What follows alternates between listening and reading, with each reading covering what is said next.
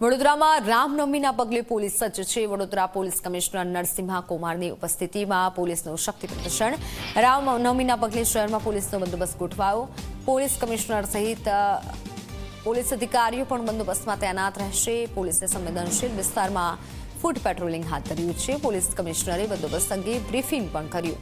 રામનવમીના પગલે શહેરમાં CCTV camera, Vraj, Varun વાહન અને ડ્રોન કેમેરા તેમજ ધાબા પોઈન્ટથી પોલીસ બાજ નજર રાખશે। વાત કરીએ વડોદરાની। વડોદરામાં રામનવમીના પગલે તેવી શોભાયાત્રા નીકળશે। અનેક જગ્યાએ ભંડારાઓનું પણ આયોજન કરાયું છે।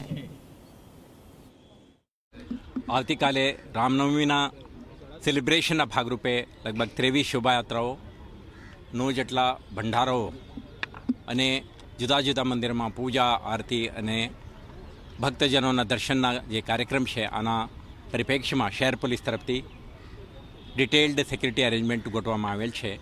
આના ભાગરૂપે 2 એડિશનલ સીપી, જોઈન્ટ સીપી, 6 જેટલા ડીસીપીઓ, 11 એસીપી, 60થી વધારે ઇન્સ્પેક્ટરો, 140થી વધારે સબ ઇન્સ્પેક્ટરો અને 2000થી વધારે પોલીસ અધિકારી કર્મચારીઓ તૈનાત રહેશે।